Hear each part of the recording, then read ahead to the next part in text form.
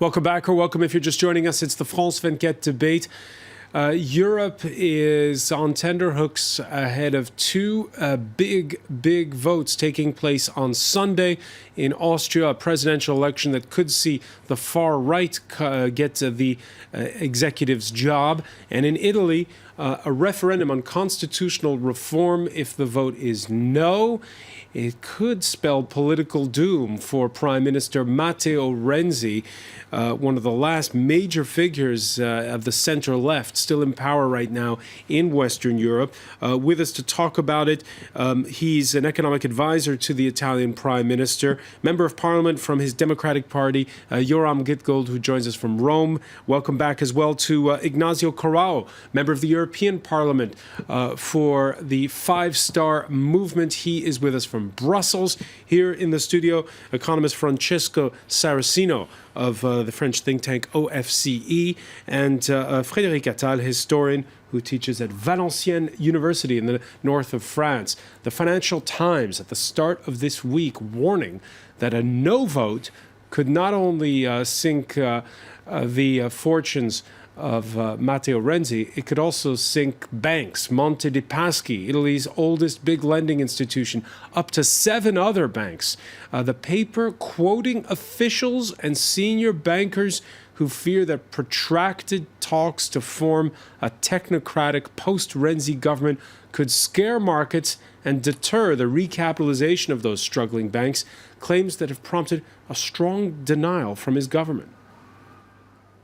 The article by the Financial Times lumps together many things. Maybe it was Monday and they had nothing else to say.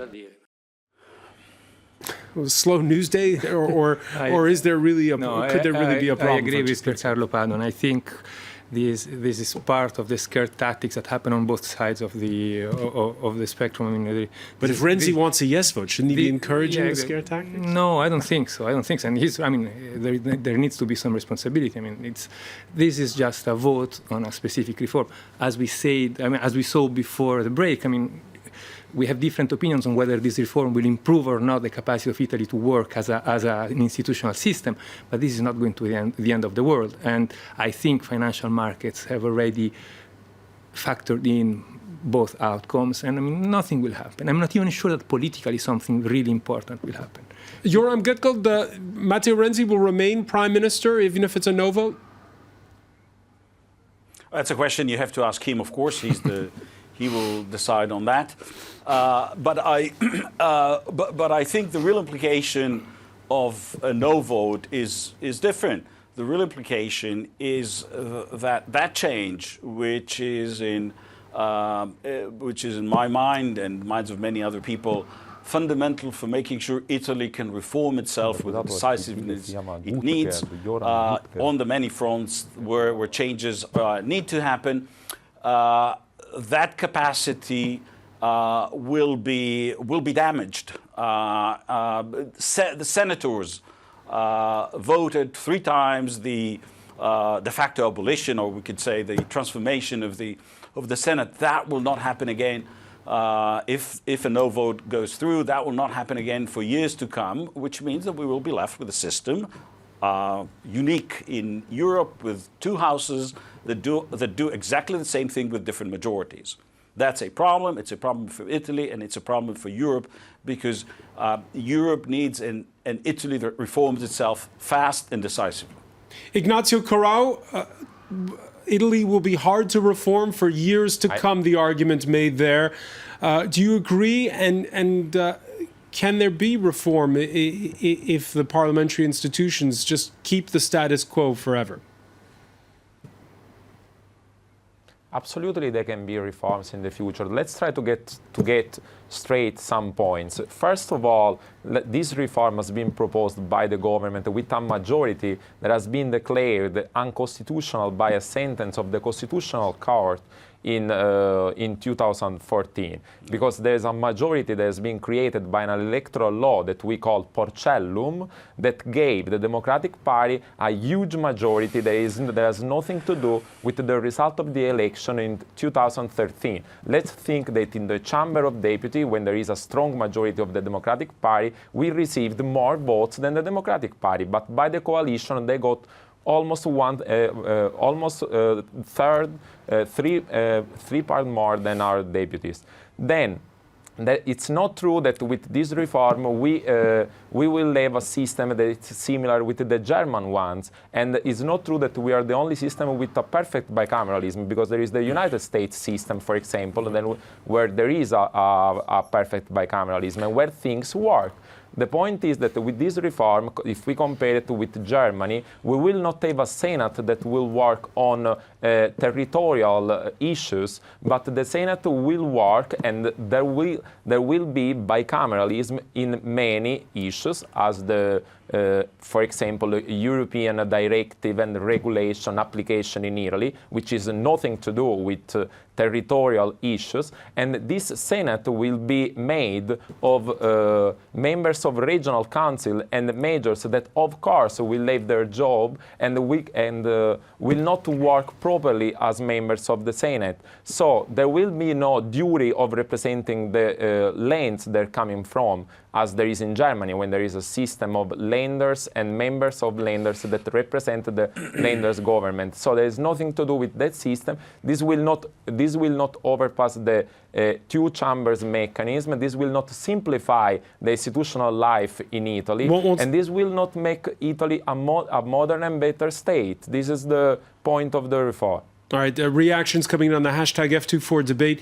The Italian Senate referendum looks like it's going to be a clear win for no, which means Renzi will resign and Italy might leave the EU. Of course, we don't know that because the last polls were from over a week ago. I think the three things there are far from being uncontroversial. Can I say one thing? Just one second. Francesco Saracino. No, what I wanted to say is that, I mean, I think it's interesting. So let's get rid of this idea that next Monday it will be doomsday. Okay, next Monday the sun will rise and something will happen.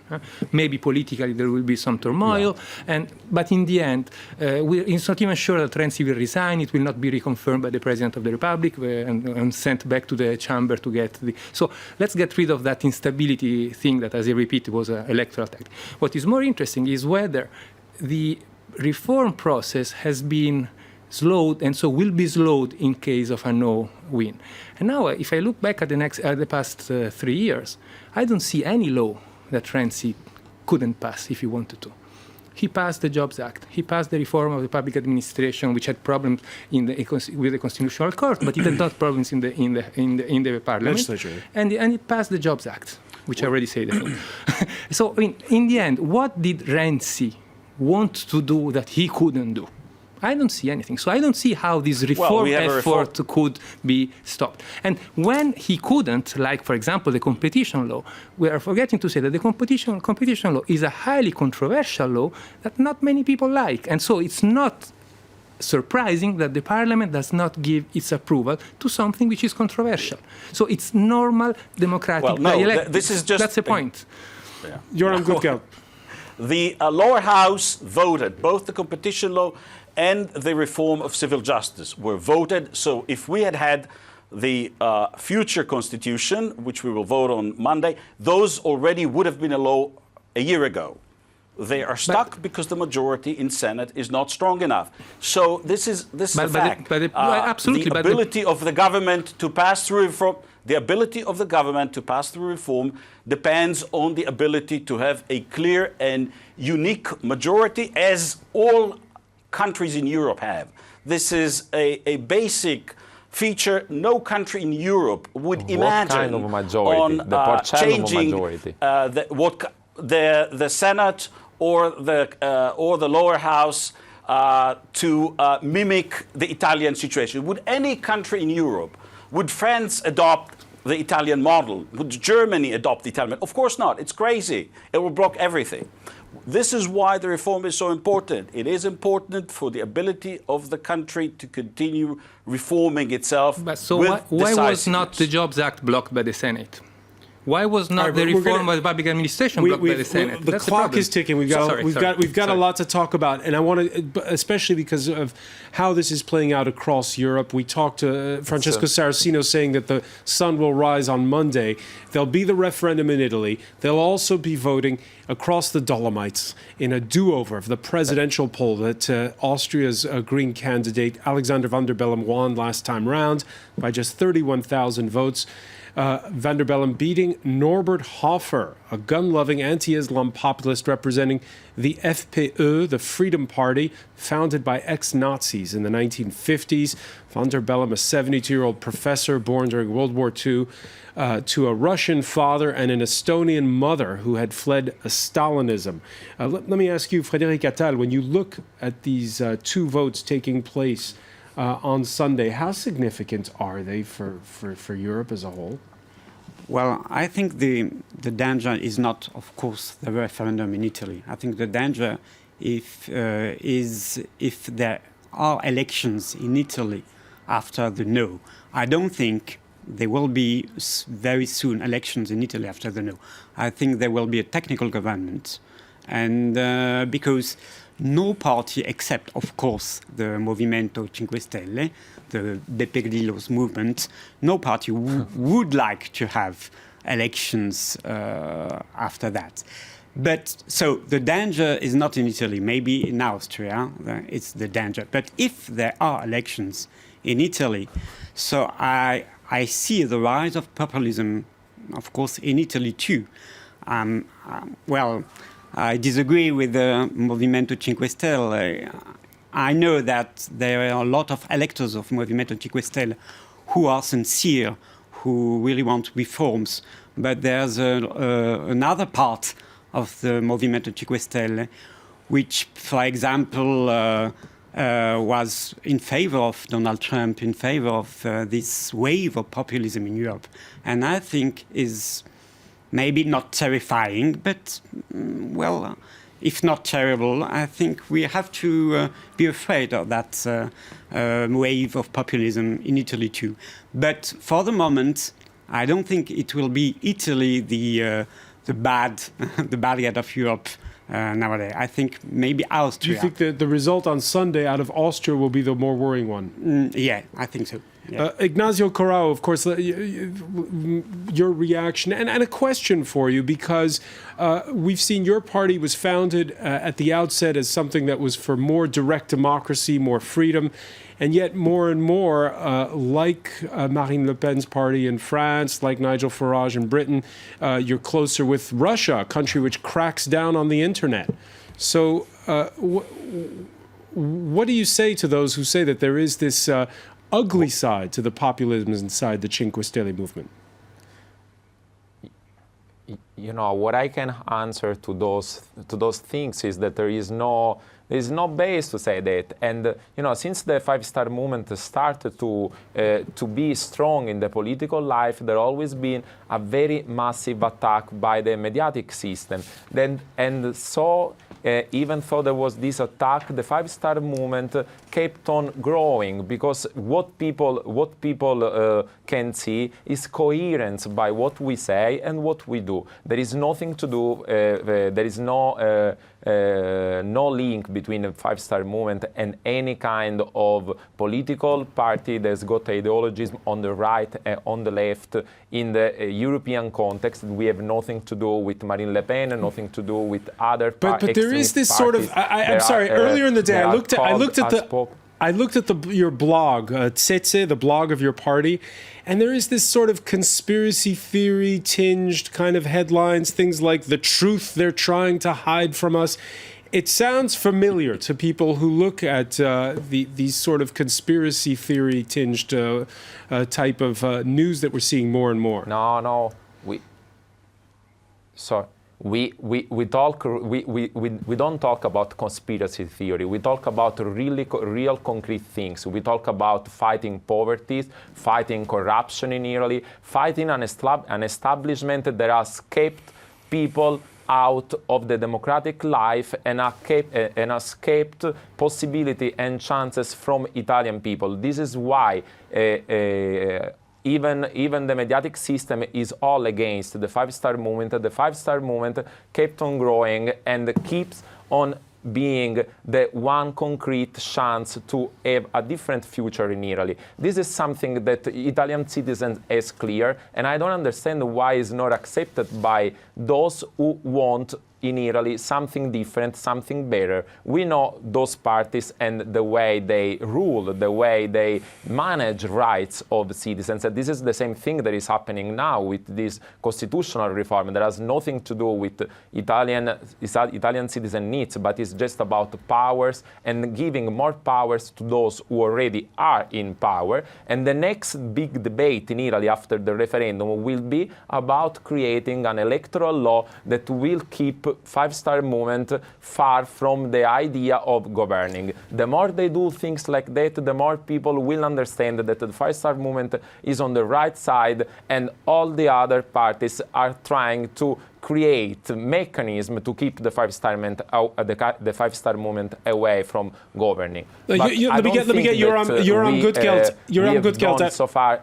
Let me ask you your reaction to what you've just heard, and also to what Frédéric Attal said, that the vote on Sunday in Austria could have much more dire consequences for the continent as a whole. Well, I don't know. It's difficult to make predictions in either way. It's difficult to make predictions. Certainly, a right-wing vote in Austria on Sunday will definitely not be positive. Well, the five-star movement is just that people listening to the transmission can know, is portrays itself as a democracy. It's actually owned by two gentlemen, Mr. Grillo and Mr. Casaleggio, people who within the movement have people within the movement who are, for instance, the mayor of Rome, who was elected by the five-star movement, had to sign a contract whereby she had to pay penalties if she did not obey the organization that runs this party. So when we talk about democracy, I think people need to understand it. Having said that, what Italy really needs are deep structural reforms. Can I intervene? What the five-star movements and other parties like Lega Nord, which is a Lebanese movement, basically say the real problem is Europe, and the euro. The solution is to get out of the euro, get out of Europe, and all our problems will be miraculously resolved. That is not the case. Italy needs deep, difficult structural reform, which this government has started doing and needs to carry forward for the 4 coming years. To be able to carry forward those reforms, to be able to get those reforms through parliament, we need a normal parliament. We don't need anything else. We need one parliament that votes, one parliament that makes the decision, like France has, like Germany has, like Belgium has, like Spain has, and so on. With correct proportions. This is what is at stake on Sunday. On that point, Ignazio Corrao, are you in favor of leaving the euro? We never said that we want to leave the euro and we want to leave the Eurozone. We always said that we are in favor of having referendum and having people aware, people decide about their future. This is a completely different point of view that we have with the So hang on, so you would stage a referendum, would you then encourage people to vote yes or no? No, we will inform people of both sides. So what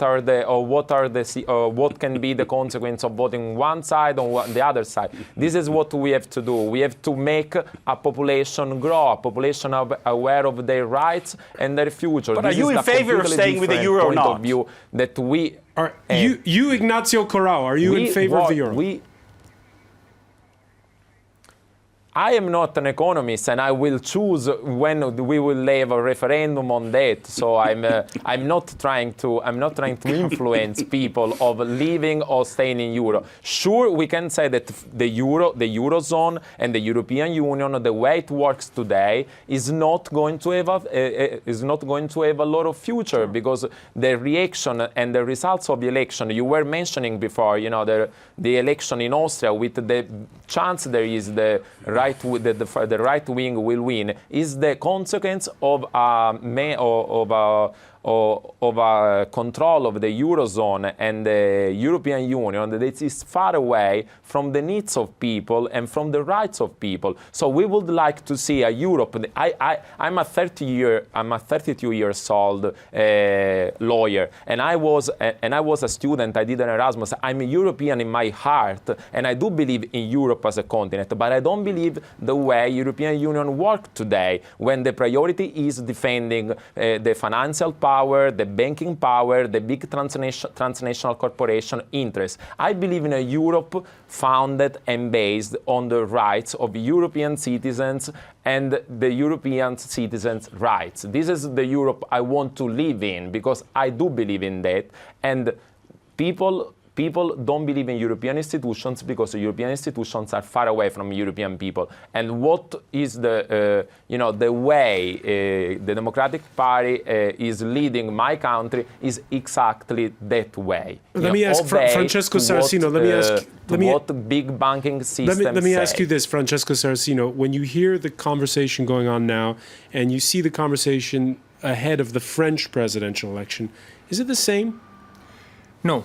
I believe in this we have to give justice to the Five-Star Movement. I don't think they are anything like Marine Le Pen, which is, Marine Le Pen is clearly recognizable. They are vague, and we just hear that, there is no clear position. That is the big problem of that movement. Personally, it's my personal belief. You need to have some sort of political framework in which you conduct your policies, including the ones in which you want to ask the opinion of the citizen. You cannot go and call for a referendum in which you don't give an indication to vote. It's like politics is not going to do his job. That said, the point he made, we spoke so many times about Europe, the point that were made are perfectly correct. There is one thing is to say that you are against the euro. They don't say it. We have to be fair to them. They don't say that they're for. The other is to say and to ask, to state that we are going against the wall, and everybody seems to be dancing happily. Frédéric Attal? Maybe they're just waiting for the actual result of the Brexit, when actually the Great Britain will be out of European Union. So the Movimento will see exactly what will happen in Great Britain, and so maybe they will decide of their position. But I think the majority of the Movimento 5 Stelle are against the euro, because the deputy just said that it was a bad Europe in hands of financial system. So it's exactly the same speech we can hear here in France.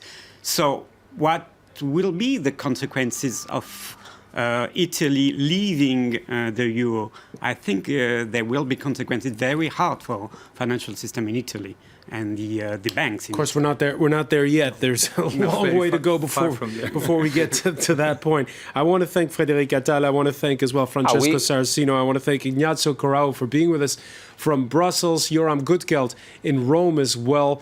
Thank you for joining us here in the France 24 debate. Thank you. Thank you.